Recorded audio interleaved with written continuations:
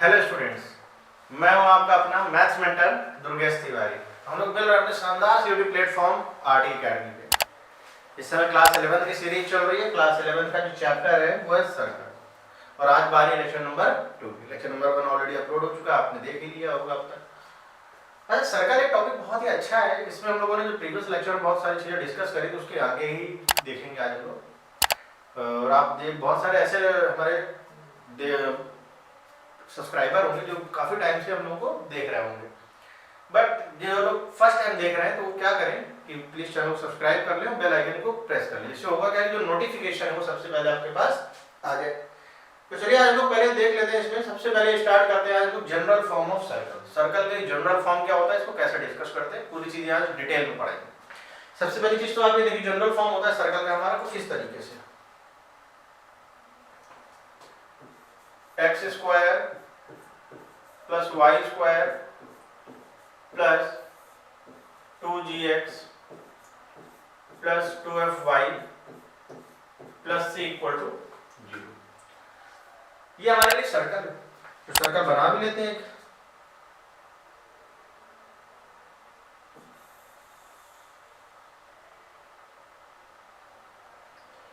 ये देखिए हमारे लिए सेंटर का काम करेगा और ये हमारे लिए रेडियस है।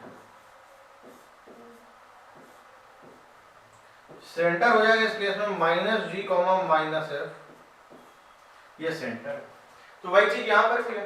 इस सर्कल के लिए जो सेंटर है वो है minus G comma minus F.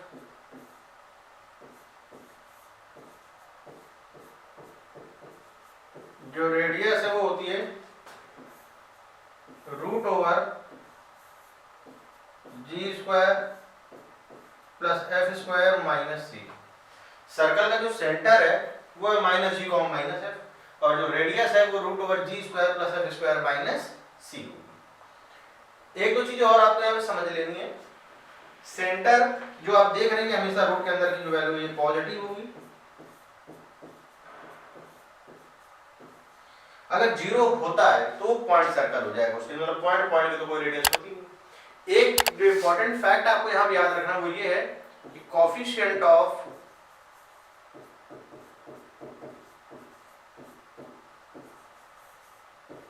X square comma y square must be same.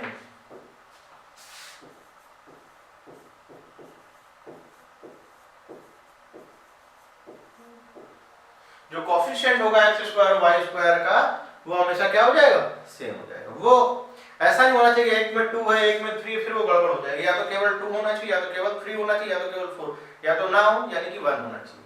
और 1 आप बना ही लेंगे, उसको हमेशा याद रखें। Coefficient of x square equal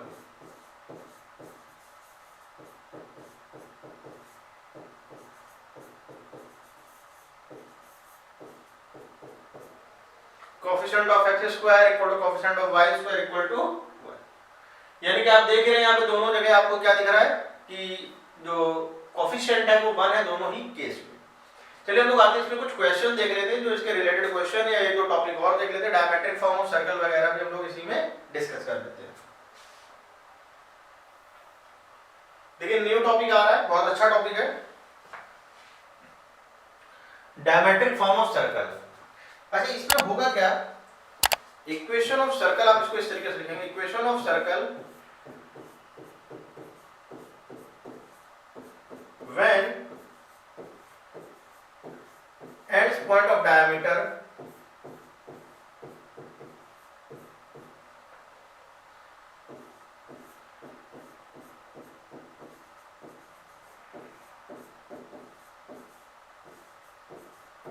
are given. Equation of circle when ends point of diameter are given. जब सर्कल के डायमीटर के एंड पॉइंट आपको दिख रहे हैं तो आप कैसे बनाएंगे इसको ये देखिएगा।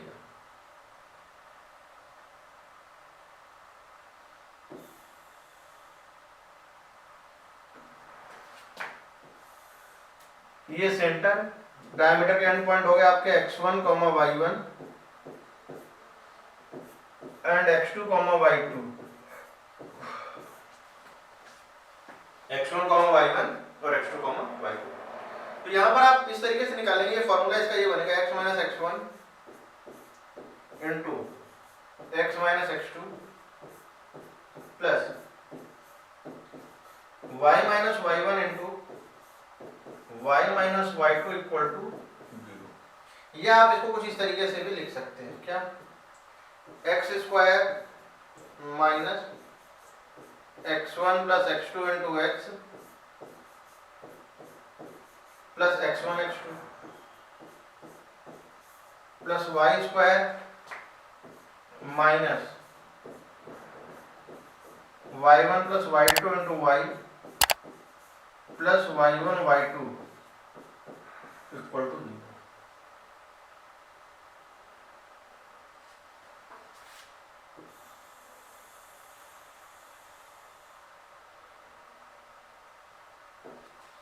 X square minus x1 plus x2 into x plus x1 x2 plus y square minus, अच्छा इस वाले पार्ट को हम बहुत रेयर यूज करते हैं, जो सेकंड वाला पार्ट है, जो टॉप वाला आप देख रहे हैं ये हम लोग मोस्ट ऑफ द प्लेस में यूज करेंगे। इसको बोलते हैं डायमेट्रिक फॉर्म ऑफ सर्कल। ये इक्वेशन तब यूज करेंगे जब equation of circle when end point of the diameter are given. Diameter के आपको एंड पॉइंट दिए जाएंगे और आपको सर्कल की इक्वेशन निकालनी है, तो आप हमेशा यूज करेंगे x minus x1 into x minus x2 plus y minus y1 into y minus y2। बाकी एक सेकंड इक्वेशन आप देख ही रहे हैं जो कि नीचे बनी हुई है।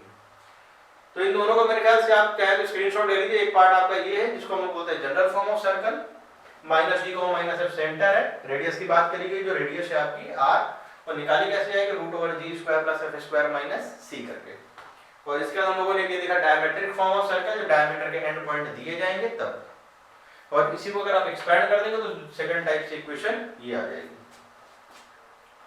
अब यहां पर आइए, पहले देखिए क्वेश्चन आ गया डायमेट्रिक फॉर्म से रिलेटेड।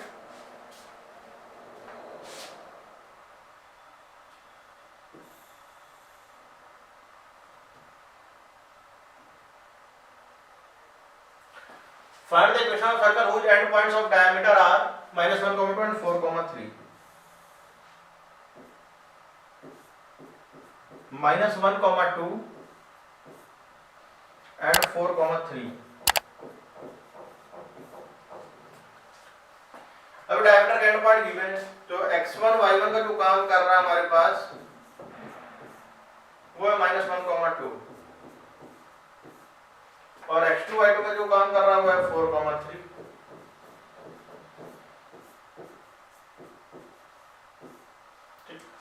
तो डायमीटर का एंड पॉइंट गिवन है, तो आप इक्वेशन यहां पे यूज करेंगे x minus x1 into x minus x2 plus y minus y1 into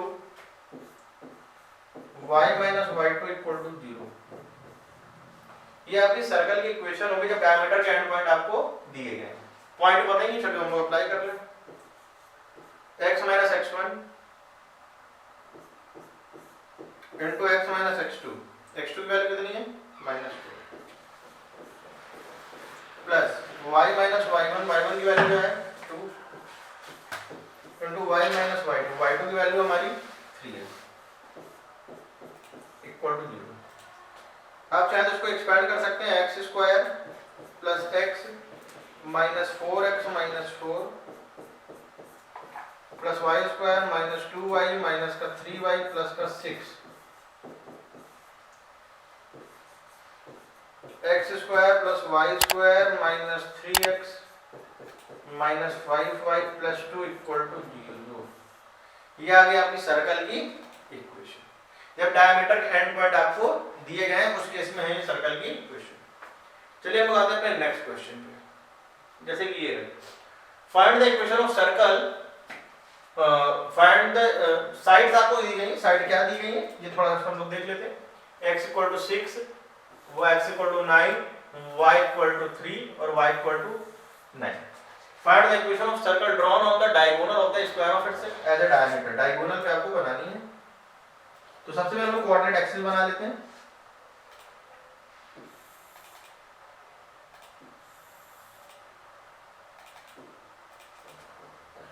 अब इस कोऑर्डिनेट एक्सिस पे थोड़े से हम लोग फिगर बना लेते हैं। x equal to 6 line, x equal to 6 line आपकी कुछ इस तरीके से होगी वर्टिकल,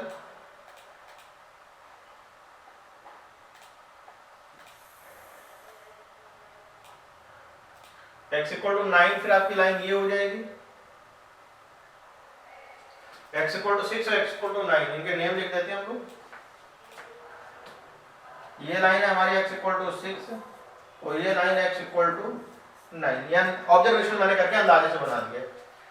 y इक्वल टू 3 और y इक्वल टू 9। यहाँ पर एक काम हम लोग ये कर लेते हैं, इसको y इक्वल टू 6 कर लेते हैं, नहीं फिर ये रेक्टेंगल हो जाएगा, फिर ये स्क्वायर नहीं रहेगा।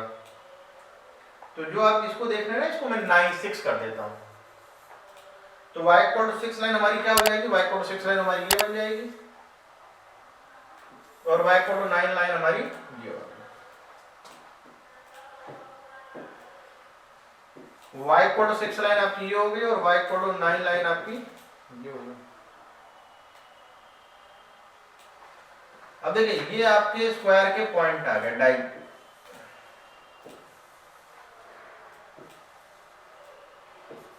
ए बी सी डी।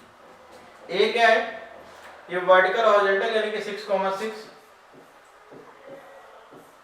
ये क्या हो जाएगा 6,9, ये क्या हो जाएगा 6,9,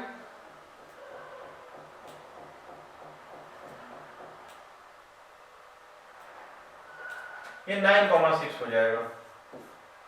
ये आपका हो जाएगा 6,9 और ये हो जाएगा आपका 9,9। अगर मैं ये देखूं कि ये डायगोनल है, equation of circle,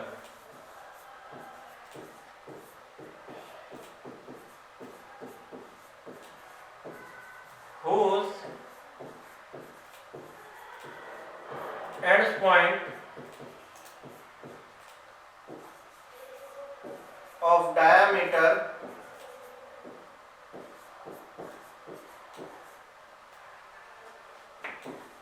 are AC। Diameter जो है AC, यानी कि आप इसको इस तरीके से लिख सकते हैं x minus 6 into x minus 9, x minus x1 into x minus x2, y minus 9 into y minus 9 equal to, तो x square minus 15x plus 54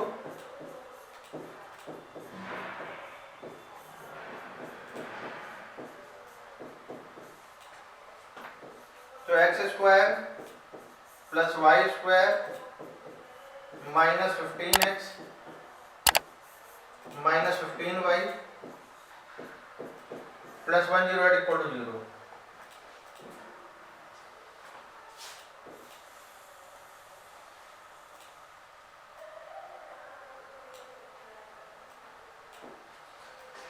ये हमारे लिए सर्कल की इक्वेशन आ गया, x square plus y square minus 15x minus 15y plus 108। अच्छा, इसमें मैंने किया कि पहले मैंने फिगर बनाया, फिगर बनाने की हर वजह से हमको डायगोनल के एंड पॉइंट मिल गए और जो डायगोनल के एंड पॉइंट है भाई डायमीटर का काम कर रहे हैं। जो डायमीटर आपको मिल गया तो आप सर्कल की इक्वेशन को इजीली फाइंड कर सकते हैं।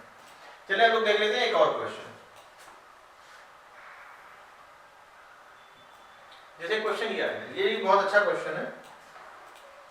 अच्छा, मैं बार बार क्यों कह रहा हूँ इन क्वेश्चंस के लिए फिगर जरूरी हो, क्योंकि आप फिगर बना लेंगे तो आप बहुत अच्छे से इसको समझ पाएंगे। देखिए सर्कल की इक्वेशन आपको दी गई है और ये सर्कल की जो इक्वेशन है वो मैं लिख दे रहा हूँ, x square plus y square minus 2x equal to 0। If the intercept on the line y equal to x by the circle, ये मान लीजिए y equal to x को एक सर्कल है, ये x equal to y आपकी हो गई एक लाइन और इस सर्कल को इस तरीके से इंटरसेक्ट कर रही है a और b पॉइंट पे, a b पॉइंट पे। Then find the equation of circle on AB as a diameter। हमें एक सर्कल की इक्वेशन ऐसी फाइंड करनी है जो AB डायमीटर बनाए।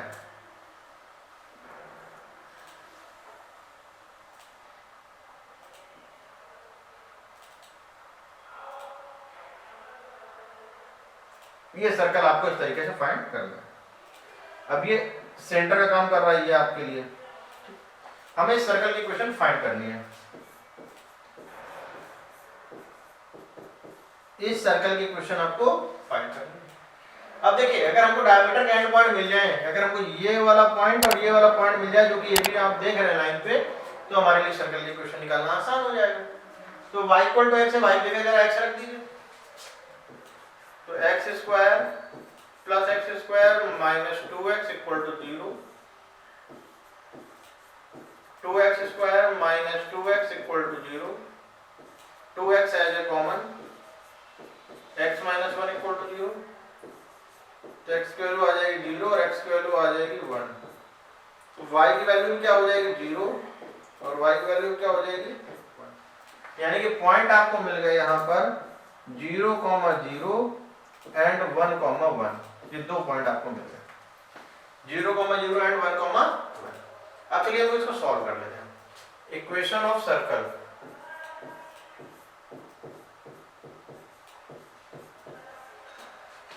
x minus x1 into x minus x2 y minus y1 y minus y2 equal to 0, तो x square minus x, y square minus y equal to 0, x square plus y square minus x minus y equal to 0।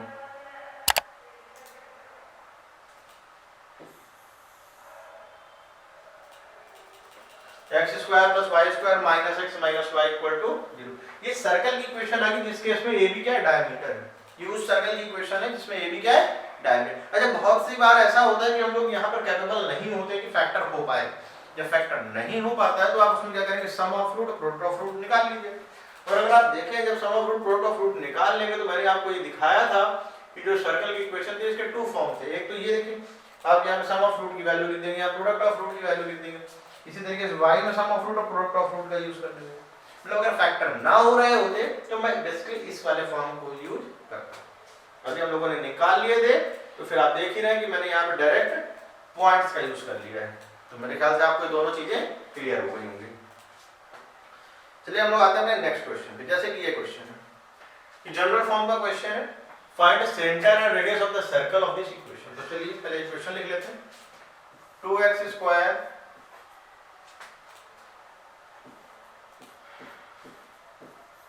Plus 2y square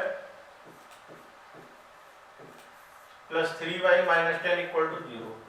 2 से divide कर दीजिए। x square plus y square plus 3/2y minus 5 equal to 0। Compare करिए इसको।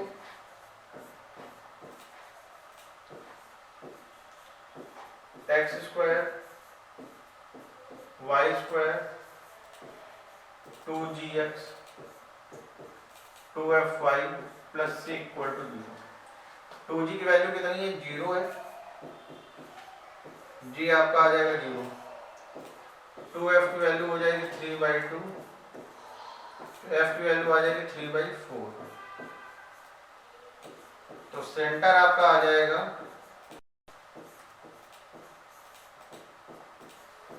Minus g minus F, यानी कि 0, minus का 3/4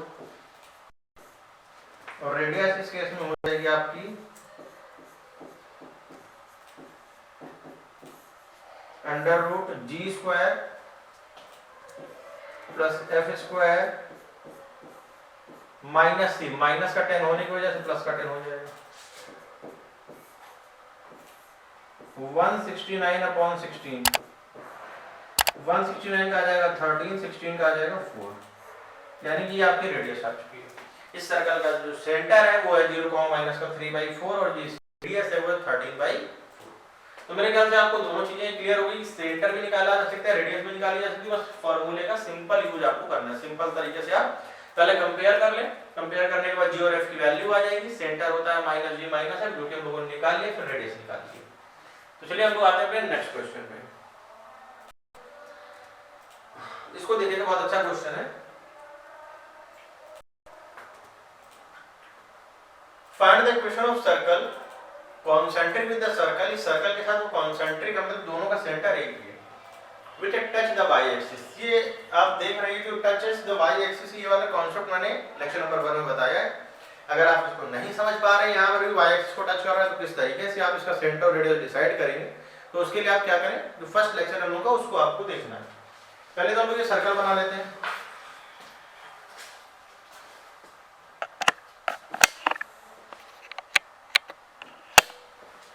इस circle का सेंटर क्या हो, पहले सर्कल लिख लेते हैं।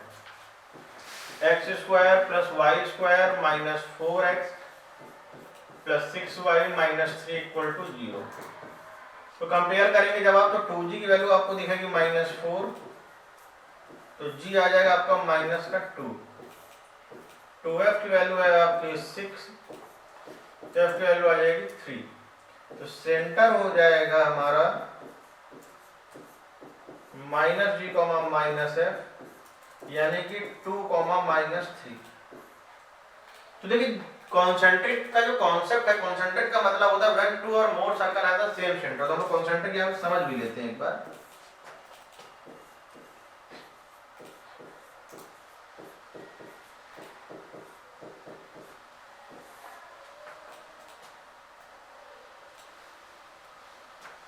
कॉन्सेंट्रिक मतलब कुछ इस तरीके से, व्हेन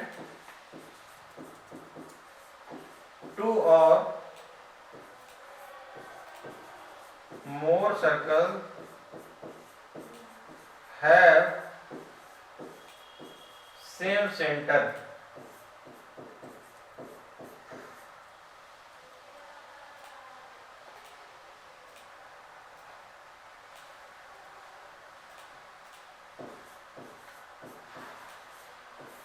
कम से कम दो तो होने ही चाहिए, तभी सेम सेंटर होंगे, तभी आप कॉन्सेंट्रिक कह पाओगे।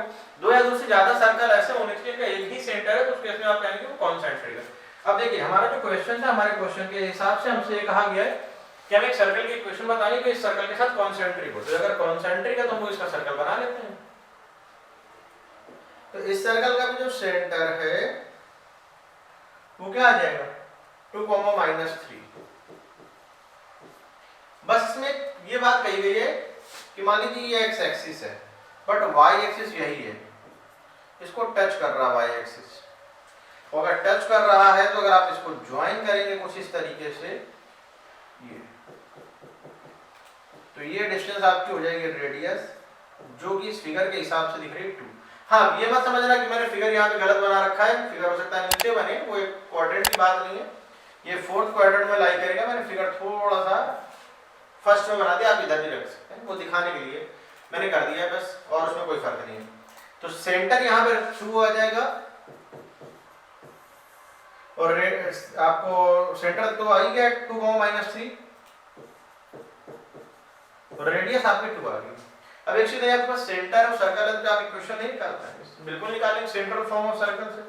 तो सेंट्रल फॉर्म ऑफ सर्कल है क्या, x - h का होल स्क्वायर y - k का whole square equal r square. तो x - 2 का होल स्क्वायर y + 3 का होल स्क्वायर इक्वल 2 का स्क्वायर यानी कि 4। या आप क्या इसको एक्सपेंड कर लीजिए, x² + 4 - 4x y² + 9 + 6y, 4 से 4 कैंसिल, यानी कि x² + y² - 4x + 6y + 9 = 0।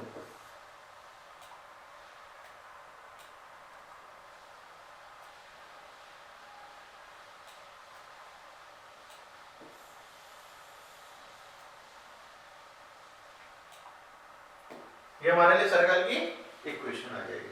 तो मेरे ख्याल से आप समझ पा रहे हैं कॉन्सेंट्रिक का जो कॉन्सेप्ट है वो क्या है। कॉन्सेंट्रिक से केवल आपको इतनी हेल्प मिलती है कि आपको सेंटर मिल जाता है उस पर्टिकुलर सर्कल के लिए। तो चलिए हम लोग आते हैं अपने नेक्स्ट क्वेश्चन पे। Find the equation of circle which passes through the point 2, 3 and -1, 1 centre lie on this line. ये थोड़ा सा बड़ा होने वाला है क्वेश्चन, इसमें कैलकुलेशन बहुत ज्यादा होती है। फिगर बना लेते हैं तो पहले इसके लिए फिगर को थोड़ा सा यहाँ दूर कर लेते हैं।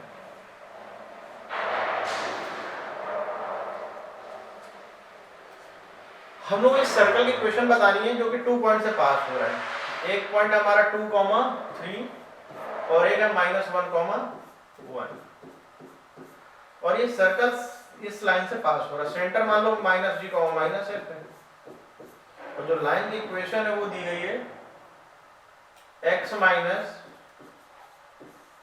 36y minus 11 equal to 0। हम लोग यहाँ पे लेट कर लेते हैं सर्कल की इक्वेशन के। लेट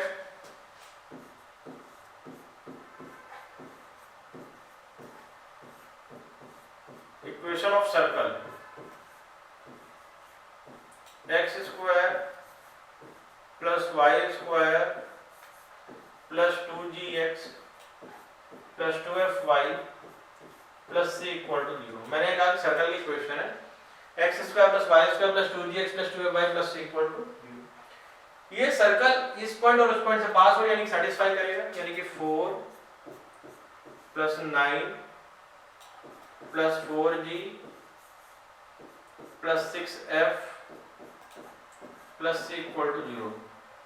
यानी कि आप ये बोल सकते हैं कि 4g plus 6f plus c equal to minus 13।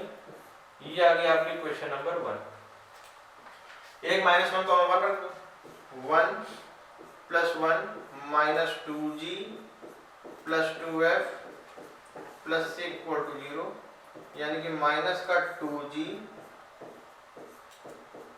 Plus का 2f प्लस का c इक्वल टू माइनस 2। ये आ गया 2। हाँ एक बात और, सेंटर माइनस जी माइनस है, सेटिस्फाई करा दीजिए। Minus g plus 36f minus 11 equal to, ये इक्वेशन नंबर हो गई हमारी 3, 1, 2 और 3। ठीक है, हमारे पास 3 इक्वेशन है, 3 अननोन भी दी ऑफ सी, तीनों को सॉल्व करना है। तो इक्वेशन 1 माइनस इक्वेशन 2 हम लोग कर लेते हैं पहले।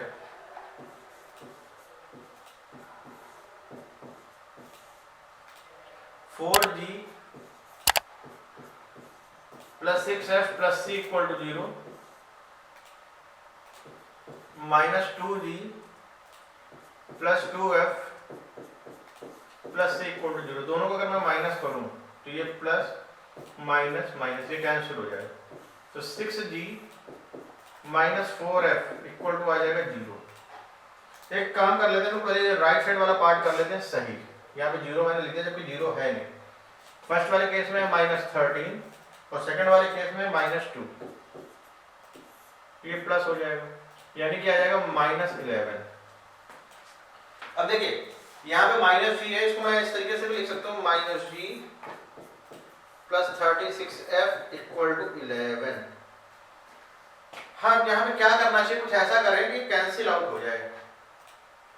ये 36f है, इसमें 9 से हम मल्टीप्लाई कर लेते हैं, तो 9 6 54 g 36f माइनस 99 और ये आ जाएगा minus g plus 36f equal to 11।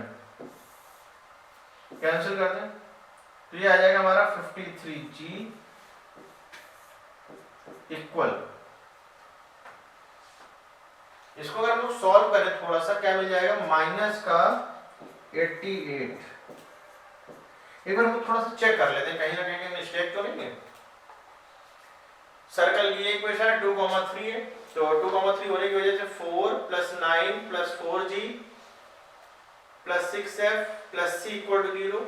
4g plus 6f plus c की वैल्यू आ जाएगी माइनस 13, माइनस 1 रख लेते हैं। 1 plus 1 minus 2g plus 2f plus c, यानी कि minus 2g plus 2f plus c equal to minus 2, और माइनस जी माइनस सेंटर यानी कि माइनस का जी प्लस का 36f इक्वल टू 11 आ जाएगा। ठीक है, यहाँ तक कोई प्रॉब्लम नहीं। अब लोग इक्वेशन नंबर 1 और 2 को जब माइनस करेंगे तो 4g plus 6f plus c equal to minus 13, minus 2g plus 2f plus c की वैल्यू माइनस 2।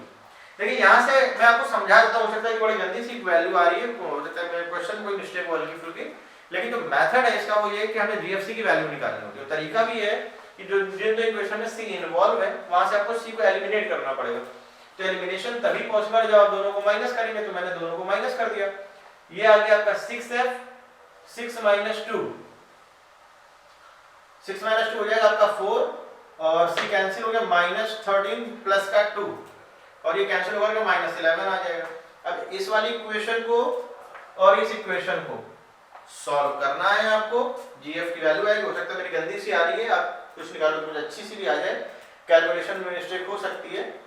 अब अब मैंने किया क्या, मैंने इसमें बेसिकली 9 से मल्टीप्लाई किया क्योंकि 36f बनाने के लिए, तो 9 6 हो जाएगा 54 और minus 36f equal to minus 99, और ये g आपको दिख ही रहा है, कैंसिल हो जाएगा, यहाँ पे आ जाएगा 53b और माइनस का 88। जल्दी से यार कोई बात नहीं, अपने को तो क्वेश्चन समझना है। अब इस g की वैल्यू का आप यूज कर लेंगे किसी में भी, मान लीजिए इसमें आपने यूज कर लिया f आ जाएगा और इसके बाद आप c की वैल्यू भी निकाल लेंगे।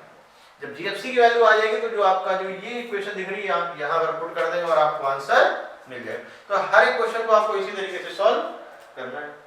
तो आई होप आज का जो लेक्चर है आपको अच्छा लगा होगा, पसंद आया होगा, समझ में भी आया होगा, क्योंकि आप कंटिन्यू देख ही रहे हैं। जो लेक्चर नंबर 1 था वो ऑलरेडी अपलोड हो चुका था, आज लेक्चर नंबर 2 भी हो गया, बहुत जल्द हम लोग मिलेंगे लेक्चर नंबर 3 में। जो लेक्चर नंबर 3 होगा कुछ सर्कल का एक्सटेंशन होगा, एक तरीके से आप ये समझिए बोर्ड से थोड़ा सा ऊपर होगा, इसमें पैरामेट्रिक फॉर्म के कुछ क्वेश्चन होंगे, पोजीशन ऑफ अ पॉइंट हो सकता है, टाइमलेट के कुछ क्वेश्चन हो, सबको मिला जुला करके एक लास्ट सेशन हम लोग सर्कल का करने वाले हैं। और आप जान ही रहे मैं हूं आपका मैथ्स मेंटर दुर्गेश तिवारी। अगर आपने अभी तक चैनल को सब्सक्राइब नहीं किया है तो प्लीज चैनल को सब्सक्राइब कर लें, और जिन लोगों ने सब्सक्राइब कर लिया है वो क्या करें, शेयर करें अपने फ्रेंड्स के साथ। आप देख ही रहे हैं कंटिन्यू लेक्चर अपलोड हो रहे हैं, तो ये ईयर लॉन्ग सीरीज चलेगी जब तक आपका सिलेबस कंप्लीट नहीं हो जाएगा। तो थैंक्स फॉर वॉचिंग, बहुत जल्द मिलेंगे नेक्स्ट लेक्चर में।